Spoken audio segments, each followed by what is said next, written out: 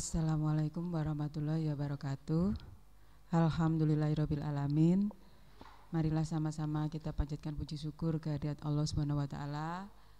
Karena pada pagi hari ini kita semua bisa berjumpa, khususnya untuk anak-anakku, siswa-siswi baru yang masuk di SMP Al-Huda kelas 7 ya. Saya sampaikan selamat datang di sekolah kita. Sudah naik jenjang dari SD ke SMP ya. Kemudian yang selanjutnya, pelajaran yang kedua setelah tadi IPS, kita ke pelajaran prakarya. Sebelumnya saya ingin memperkenalkan diri ya. Nama saya Ibu Eka Setiapeni. Pada jenjang kelas 7 ini nanti saya mengajar di kelas 7D dan E. Untuk kelas 7A, B, dan C nanti akan diajar oleh beliau Ibu Alvita Nurrohmah ya. Ini profil beliau ya. Karena beliau berhalangan hadir, kali ini hanya bisa ketemu dengan saya, tapi nanti untuk selanjutnya dengan beliau. Kemudian nanti untuk pengumpulan tugas juga sama, untuk kelas 7D dan E kepada saya, kelas 7A, B, C kepada beliau Bu Alvita ya. Baiklah anak-anak, sebelum kita mulai pelajaran, marilah kita berdoa sama-sama ya, doa mau belajar. Kita bersama-sama ya, walaupun tidak seperti di kelas, dibayangkan aja seperti di kelas ya. Bismillahirrohmanirrohim. Raditu billahi robba wa bil islami dinna wa bi muhammadin nabiyya wa rasulullah. Rabbi zidni ilma warzuqni fahma birahmatika ya arhamar rahimin. Amin ya rabbal alamin. Semoga nanti ilmu yang kita dapatkan bermanfaat untuk kita semua ya anak-anak. Materi yang pertama untuk pertemuan pertama ya, kita akan mempelajari tentang kerajinan serat. Mungkin dulu waktu di SD belum prakarya masuk jadi satu dengan SBDP ya anak-anak ya. Tetapi untuk jenjang SMP ini sudah dipisah sendiri-sendiri, seni budaya sendiri, prakarya sendiri. Jadi nanti kita fokus ke prakarya. Kerajinan serat, apa yang dimaksud dengan tujuan dulu? Tujuan kita pembelajaran hari ini untuk ini ya anak-anak. Diharapkan anak-anak semua bisa menentukan atau menjelaskan pengertian dari serat sesuai dengan kalimat anak-anak sendiri. Yang kedua adalah menentukan jenis-jenis serat dengan benar sebagai salah satu bukti bahwa serat itu adalah kekuasaan dari Allah Subhanahu wa taala.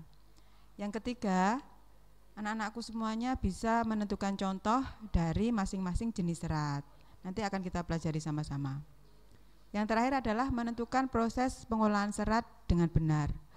Untuk pertemuan pertama ini sementara itu dulu ya, tujuan dari pembelajaran kita. Diharapkan nanti anak-anak benar-benar bisa memahami apa materi yang saya sampaikan ya. Kita lanjutkan. Perhatikan peta materi berikut ini ya. Ini mulai dari pengertian, kemudian jenis dan karakteristik serat. Ada dua macam di sini di peta materi, yaitu serat tumbuhan dan serat hewan. Serat tumbuhan yaitu ada serat dari biji, ada serat dari batang, ada serat dari daun, yang terakhir ada serat dari buah ya. Itu yang jenis serat dari tumbuhan. Yang berikutnya jenis serat dari hewan. ada dua, yaitu serat dari bulu hewan, lalu serat dari serangga atau kepompong ya, dari kupu-kupu nanti akan menghasilkan ulat sutra sehingga menghasilkan kain tekstil ya. Selanjutnya adalah teknik dasar dari kerajinan bahan serat. Nanti akan kita jelaskan untuk materi selanjutnya. Begitu juga dengan proses produksi kerajinan serat.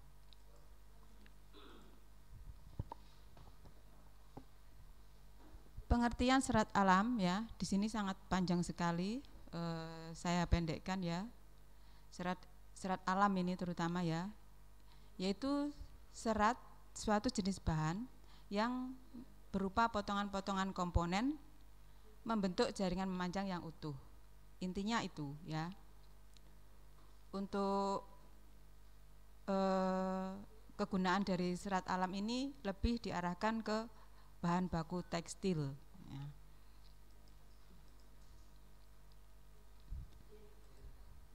Selanjutnya yaitu jenis dan karakteristik bahan keras. Tadi sudah dijelaskan di peta materi ya. Jenisnya ada dua ya, tetapi di sini ditambah dengan mineral. Mineral itu tidak seperti tumbuhan dengan hewan ya. Nanti akan kita bahas lebih lanjut ya. Yang pertama adalah serat dari tumbuhan. Yang pertama kita cermati di sini serat dari biji. Serat dari biji ini ya, biasanya biji kapas ya, nanti akan menghasilkan bahan tekstil, yaitu berupa bisa kain katun ya. Kemudian serat dari batang, yaitu berupa batang pohon rami atau flax atau enceng gondok. Kita lebih sering melihat yang sering kita lihat adalah serat batang itu enceng gondok. Selanjutnya serat dari daun, ini bisa berupa daun pandan ya, yang melalui proses pengeringan, kemudian pewarnaan, baru setelah itu diwujudkan ke karya kerajinan. Yang terakhir serat dari buah ya. Hanya satu yang bisa kita ambil seratnya, yaitu dari buah kelapa berupa sabut kelapa. Sabut kelapa ini akan menghasilkan apa? Bisa berupa keset ya. Nanti akan kita pelajari lebih lanjut. Ini adalah detail dari serat dari batang. Karakteristiknya bagaimana ya? Jenis batang berkambium ataupun tidak berkambium ya. Contohnya adalah batang pohon anggrek. Kemudian banyak sekali di sini ada flax, jute, hennep, rami ya. Kemudian untuk karya kerajinannya bisa berupa tas yang dianyam, bisa berupa dompet ya. Selanjutnya serat dari biji, tadi sudah saya sampaikan bahwa tumbuhan dari biji yang menghasilkan serat yaitu kapas. Ini berupa menghasilkan, dari kapas menghasilkan kain untuk produk tekstil ya. Ini serat dari daun ya, daun pandan, daun nanas. Sama seperti serat dari batang, hampir sama. Hasilnya juga bisa berupa anyaman ya, bisa sandal, bisa tas, bisa dompet.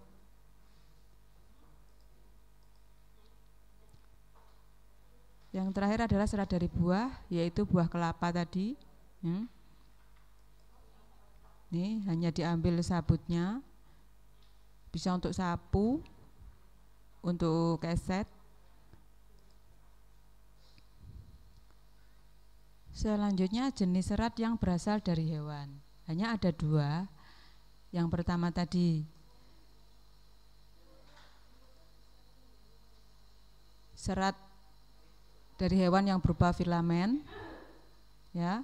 Yang kedua adalah stapel. Apa itu filamen? Filamen adalah serat dari hewan yang berasal dari kepompong, ya, berbentuk jaringan. Kepompong ini yang menghasilkan serat untuk dipintal menjadi benang dan akhirnya ditenun menjadi kain.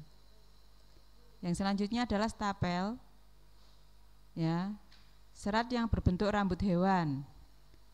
Kita kenal dengan wool, contohnya pada hewan domba, ya, hanya diambil bulunya saja. Pemanfaatannya untuk apa dari bulu? Bisa untuk baju penghangat, ya. Bagaimana pengolahan bahan serat? Yang pertama adalah pemintalan benang, ya. Kemudian penggulungan. Yang ketiga pencelupan. Selanjutnya adalah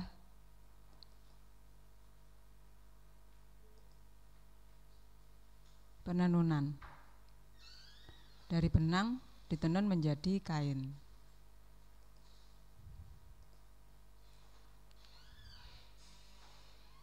Proses produksi kerajinan bahan serat. Teknik dasarnya adalah menenun, menjahit, dan mengikat. Pada pembuatan kerajinan bahan serat harus mengandung prinsip berikut ini, ya, anak-anak, ya. Ada kegunaan, ya, bahwa benda kerajinan harus dapat digunakan sesuai fungsi dan kebutuhannya. Kemudian harus memenuhi prinsip kenyamanan, ya, memberi kenyamanan bagi pemakai. Yang ketiga yaitu keluasan. Benda kerajinan harus memiliki keserasian antara bentuk dan wujud benda dengan nilai gunanya. Yang berikutnya adalah keamanan. Tidak boleh membahayakan pemakainya, intinya itu, ya. Yang terakhir harus ada unsur estetik atau keindahan sehingga menarik bagi pembeli. Selanjutnya fungsi kemasan. Untuk apa produk kerajinan tersebut dikemas, ya? Ini adalah fungsinya. Yang pertama adalah menjual produk. Yang kedua melindungi produk agar tidak mudah rusak, ya. Yang ketiga adalah memudahkan penggunaan produk bagi konsumen. Yang terakhir, memperindah penampilan produk. Ini langsung ke tugas untuk siswa, mohon diperhatikan anak-anak, ya. Bisa dikerjakan bersama-sama, tetapi intinya adalah individu masing-masing, ya.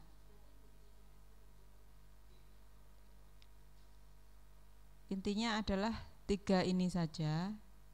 Diharapkan anak-anak semua bisa memahami dari materi yang saya sampaikan tadi. Tolong ditulis di kertas atau buku. Kemudian jawaban difotokan, dikirimkan ke kelas 7 D dan E ke saya, kemudian kelas 7A, B dan C ke Ibu Alvita, ya. Paling lambat besok hari Jumat, ya. Hari Jumat. Kalau ada yang ingin ditanyakan bisa melalui WA, ya, ke nomor saya atau ke nomornya Bu Pipit. Demikian materi yang saya sampaikan untuk hari ini. Kurang lebihnya saya mohon maaf, ya. Semoga apa yang saya sampaikan bisa bermanfaat untuk kita semua. Ihdinas siratal mustaqim. Wassalamualaikum warahmatullahi wabarakatuh.